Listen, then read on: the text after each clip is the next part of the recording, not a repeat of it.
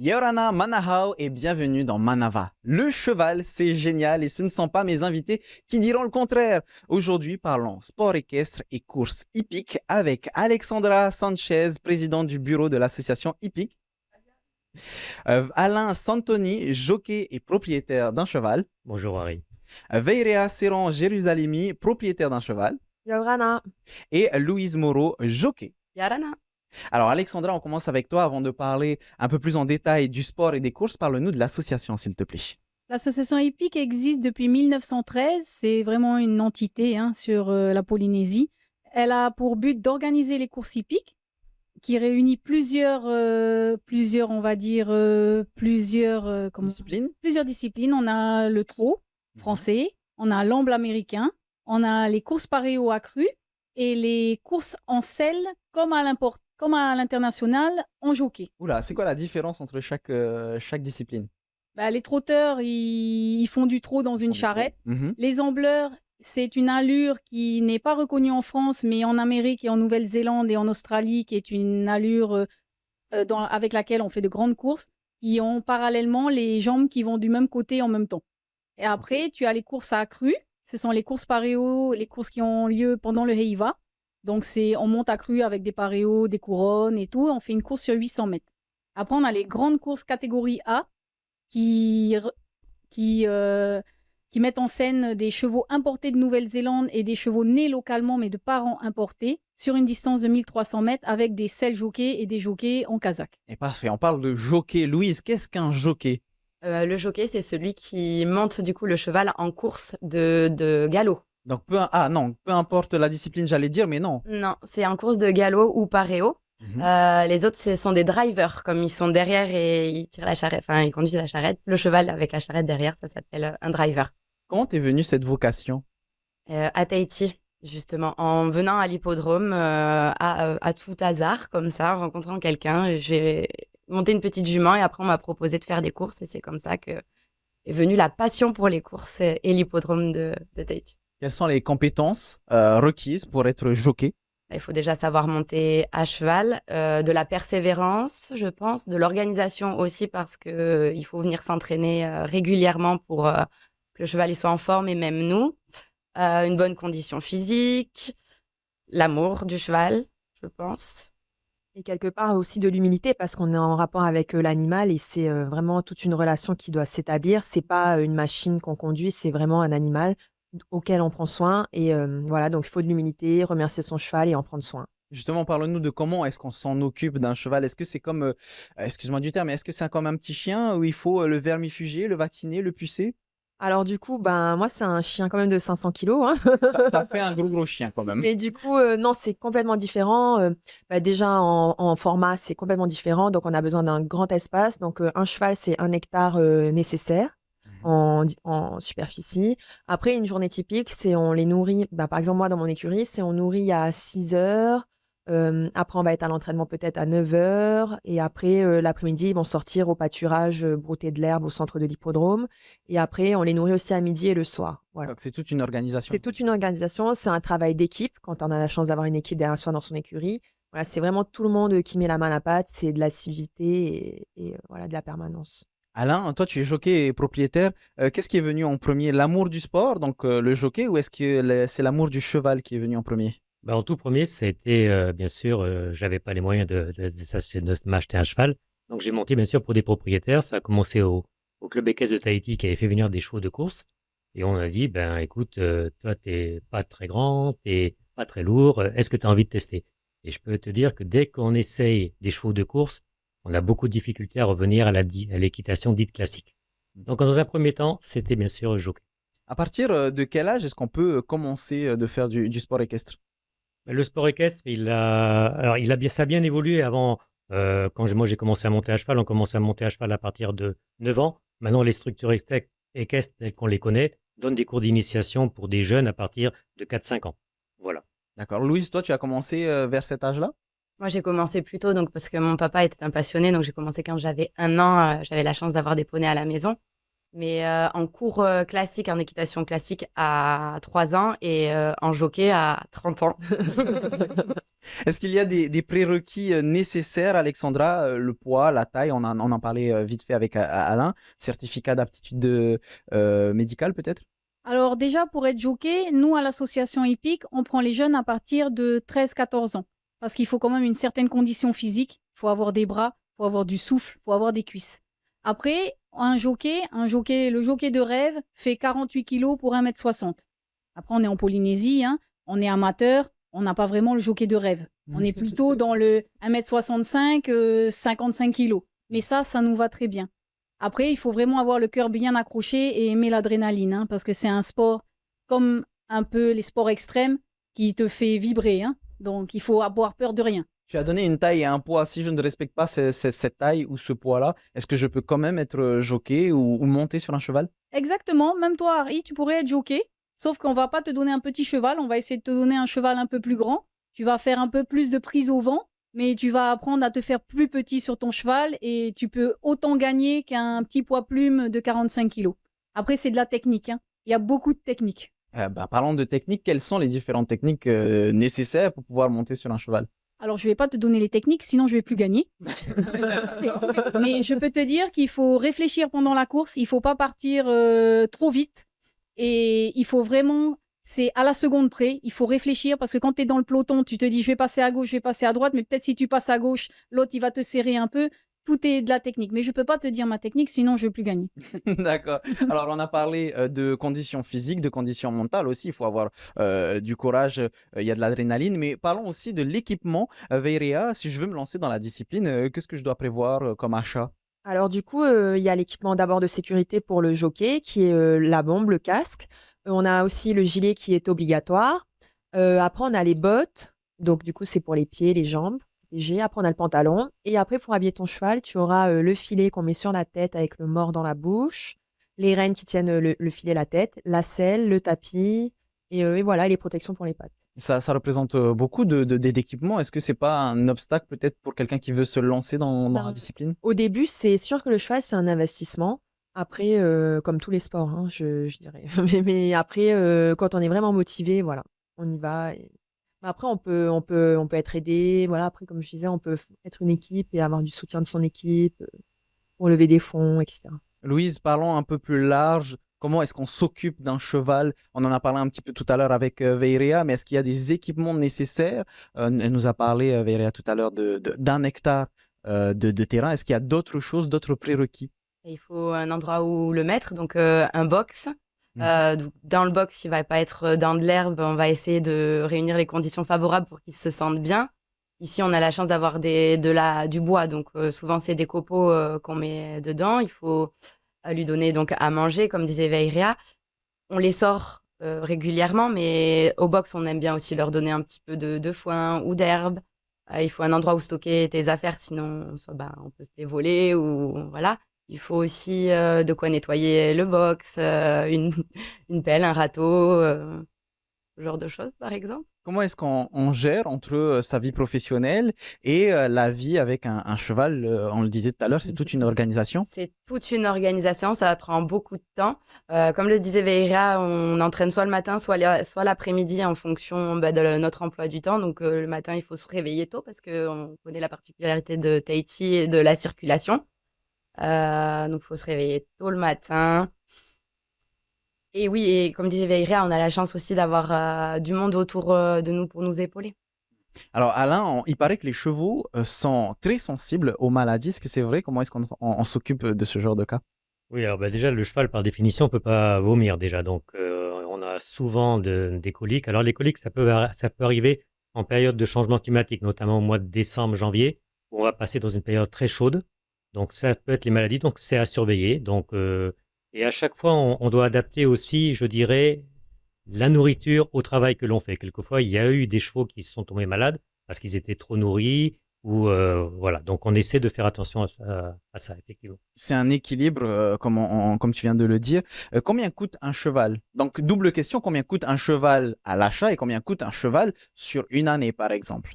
Alors, effectivement, c'est un coût. Un cheval de course qu'on faisait venir de Nouvelle-Zélande, On les avait dans les premiers prix à peu près à 800 000 francs CFP, qui est quand même un investissement.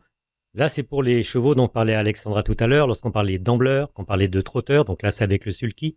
Non, pas la charrette, c'est mieux le sulky. Et après, tu as les galopeurs aussi importés. Maintenant, les chevaux locaux, on peut avoir de très bons chevaux locaux qui vont courir, eux, en paléo. Donc là, on peut les avoir dans les 100 000, 150 000 francs, 200 000 francs. Après, il y a une troisième option, c'est aussi l'élevage. Si tu as l'étalon, si tu as une jument, bah, tu les croises et ça donne un joli poulain. Donc ça, c'est pour la partie acquisition. Pour la partie entretien, il faut savoir qu'un cheval de course, tout confondu entre la nourriture, les fers, parce que les chevaux sont ferrés aussi. Sinon, on peut glisser. C'est pour leur. Ensuite, tu peux acheter aussi. Tu as des frais vétérinaires. Tout ça, il faut compter à peu près pour un cheval, en prenant un peu large, un budget quand même de 50 000 francs CFP par mois. Par mois. Par mois. D'accord. Est-ce qu'on peut vivre de la discipline, Alexandra, d'une discipline équestre en Polynésie? Alors, dans les courses hippiques, non, tu peux pas vivre de la discipline. C'est vraiment une passion à part entière, hein. Comme je dis souvent, si j'avais pas de chevaux, je roulerais en hammer. Donc, on n'en vit pas, on perd plus des plumes, mais c'est vraiment une passion. Tu le fais par passion, hein. En Polynésie, c'est vraiment de l'amateurisme. C'est ce que je disais, c'est que toi, tu peux monter, ton cousin peut monter. C'est pas du tout professionnel. Donc, comme ce n'est pas professionnel, on peut pas en vivre. Donc c'est un investissement par passion alors. Voilà, c'est un investissement par passion. Comment s'organise une course hippique ici en Polynésie française? Alors, une journée de course commence à 14 heures. On ouvre généralement l'hippodrome vers midi pour que les gens puissent venir s'installer, se restaurer. Les premières courses commencent à 14 heures. Généralement, dans une journée de course, on a entre 4 et 5 courses suivant les catégories. Il y a plusieurs catégories. Et on finit à 16h30 sur la grande course d'Amble A.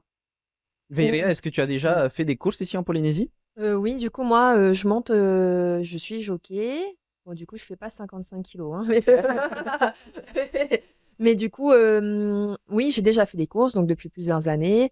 Donc, voilà, hein, bah, c'est super. Est-ce qu'il y a des prix si on gagne par exemple? Oui. Qu'est-ce qu'on peut gagner? Alors, du coup, les propriétaires, en fonction du résultat de ton cheval, remportent un petit gain. Voilà, c'est pour les aider dans l'entretien et tout, soutenir l'écurie, voilà, qui gagne. Donc, il y a des petits prix. Après, si sur les courses du Heiva, par exemple, qui sont les courses accrues et spécifiques à la Polynésie, parce que voilà, c'est dans notre tradition, notre culture, ces courses. On en voit, par exemple, aux Australes, à Tubuai, à Rorotu, ou aux Marquises encore. Et là, il y a la tenue aussi la plus belle tenue de jockey, parce qu'ils sont tous fleuris, etc. Alexandra? Alors, je tenais juste à dire que les primes qui sont reversées par l'association hippique le jour des courses, c'est vraiment pour le cheval, pour subvenir aux besoins du cheval dans la nourriture, les vitamines, les vermifuges et tout. C'est vraiment pas pour le propriétaire, c'est ce qu'on appelle des primes pour les chevaux. Est-ce qu'on retrouve cette ambiance de compétition qu'on peut avoir lors de ces événements? Ah oui, les courses hippiques rassemblent énormément de public et les gens viennent hurler le nom de leur cheval ou de leur jockey. Ils se mettent en transe, ils tremblent, ils sautent de partout. C'est vraiment très, très, très festif, hein. Les courses hippiques, c'est festif. Louise, est-ce que ça vous porte, vous, cette ambiance en tant que jockey? Alors, ça dépend pour qui, hein. Alors, moi, j'entends rien. Quand je suis à cheval, je suis hyper concentrée sur le moment que je vis. Et du coup, j'entends pas le public. Mais l'après, quand on passe à côté du public, oui, là, on ressent quand même l'engouement de tout le monde. Surtout qu'on a la chance d'avoir un pari mutuel. Donc, les gens, ils vont parier sur leur jockey, le cheval qu'ils veulent voir gagner. Et ils sont tous très, très contents. Ils nous applaudissent, ils crient. Tu as déjà eu l'occasion de faire des compétitions à l'étranger, hors Polynésie française? Pas en tant que jockey, en tant que cavalier d'équitation classique. Oui, mais il y a des jockeys locaux qui sont partis se former à l'étranger, en Nouvelle-Zélande et en France. Et on a d'ailleurs un de nos jockeys local qui est actuellement en métropole et qui monte à Longchamp. Ouais, qui entraîne des chevaux de course. Ouais. De Paris, comment est-ce que c'est encadré? Là, je vais laisser. Alors, je vais prendre la main sur les paris. Alain, Oui, donc les paris sont encadrés de la façon suivante.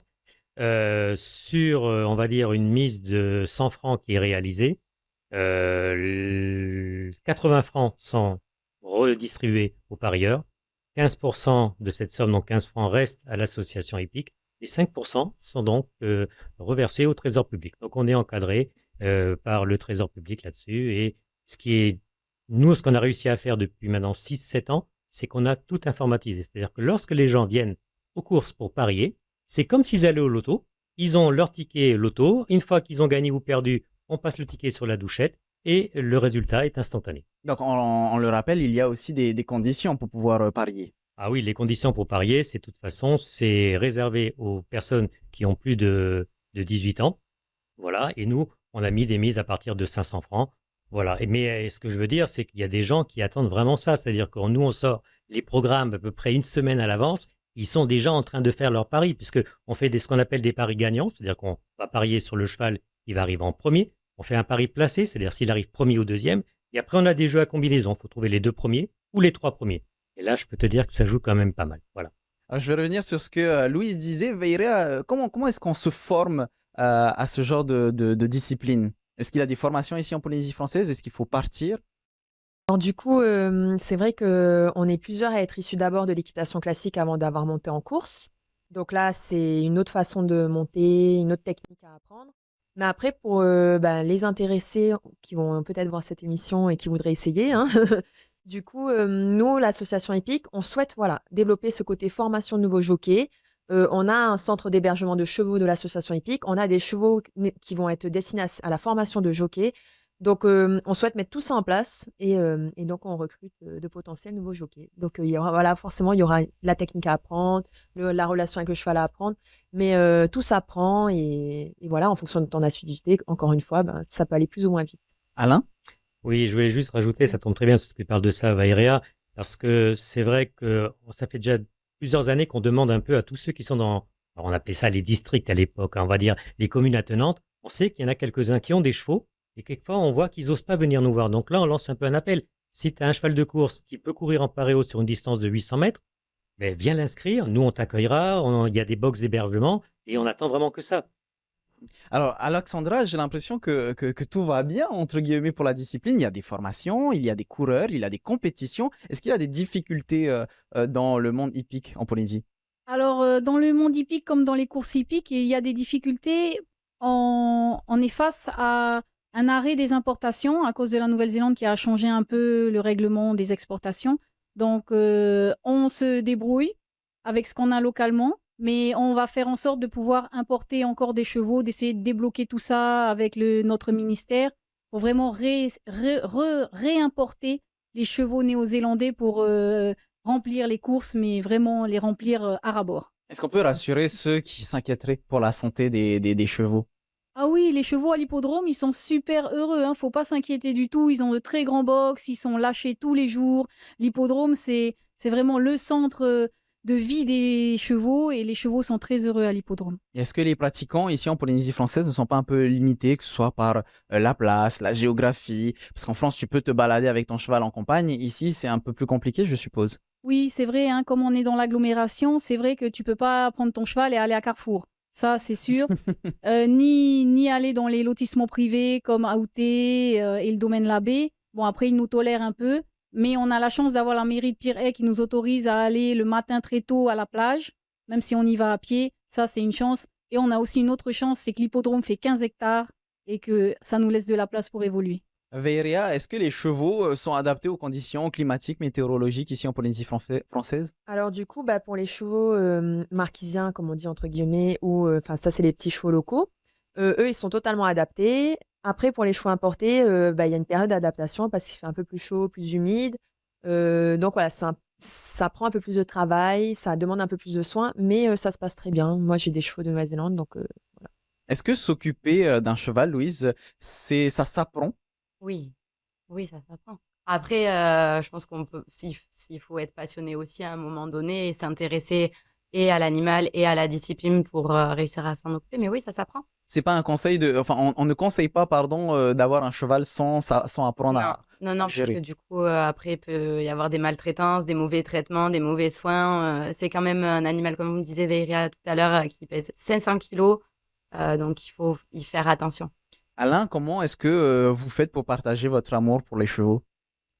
C'est une passion. Comme on me disait tout à l'heure, c'est surtout un sport d'équipe, hein. Dans l'écurie, il n'y a pas que le jockey, il y a le propriétaire, il y a l'entraîneur, il y a celui qui vient te remplacer le jour, comme disait Louise.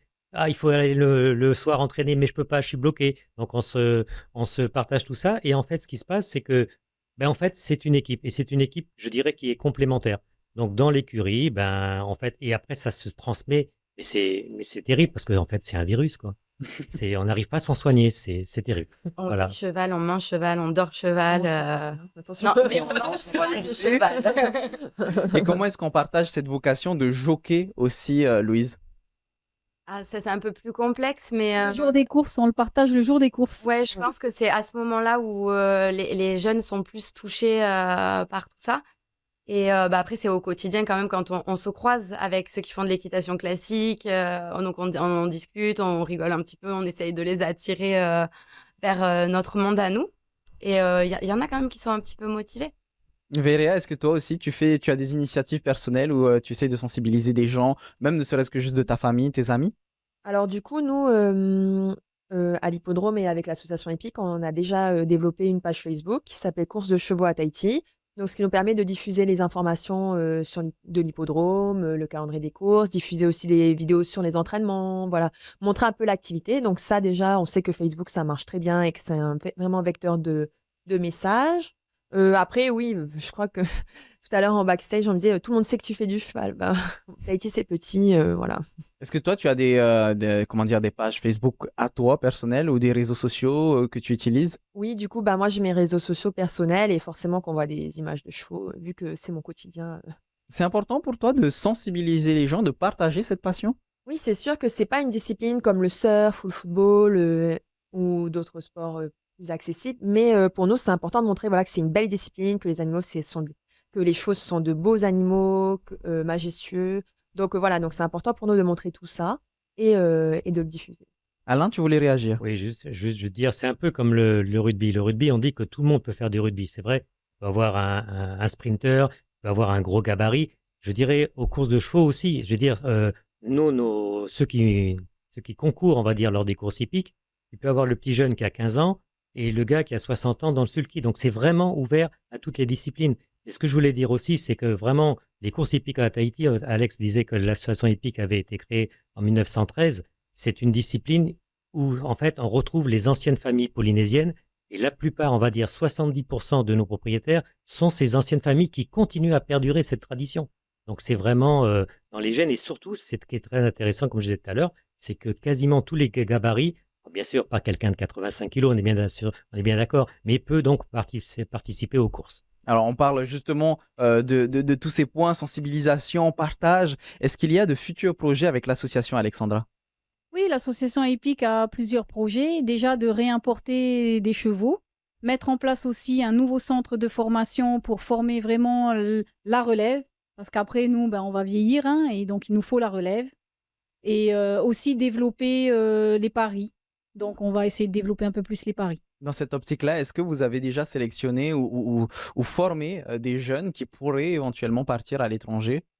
À l'étranger, comme on est amateur, on les forme généralement pour courir chez nous et c'est eux-mêmes qui décident d'aller monter dans la cour des grands, c'est-à-dire à l'étranger. Est-ce que c'est toute une organisation de faire partir quelqu'un parce qu'il part avec son cheval ou il y a déjà des chevaux là-bas? Non, il part pas avec son cheval. Hein. Le cheval ne prend pas sa valise et monte dans l'avion. Non, il part pas avec son cheval. Mais oui, il se renseigne d'abord, oui, dans quelle écurie il va pouvoir aller monter. Après, en France, il y a de gros centres de formation où tu pars du bas de l'échelle et puis tu peux arriver champion à Longchamp. Hein. Pour l'instant, on n'a pas encore de jeune qui est devenu champion à Longchamp parce que on va dire, les directives sont assez compliquées là-bas. Il faut vraiment être un poids-plume et nous, on a un peu du mal avec les poids-plumes. Donc, encore de beaux projets pour vous et votre association. On vous souhaite bien du courage. D'ailleurs, vous avez le site ahee.pf, c'est bien ça, Alexandra? Oui, c'est notre site officiel. Hein. Si vous voulez des renseignements, tout est écrit dessus. Être membre, devenir jockey. Il y a mon numéro de téléphone, je crois. Ben voilà, on va revenir sur ce que je disais au tout début. Le cheval, c'est génial et c'est pas nos invités qui diront le contraire. Merci beaucoup d'avoir répondu à mes questions. Merci, Harry. Merci, Harry. On se retrouve lundi pour une nouvelle émission, toujours à 17h15. En attendant, passez un excellent week-end et une excellente soirée sur TNTV. Maururu itotato farerira, trahoma parhena.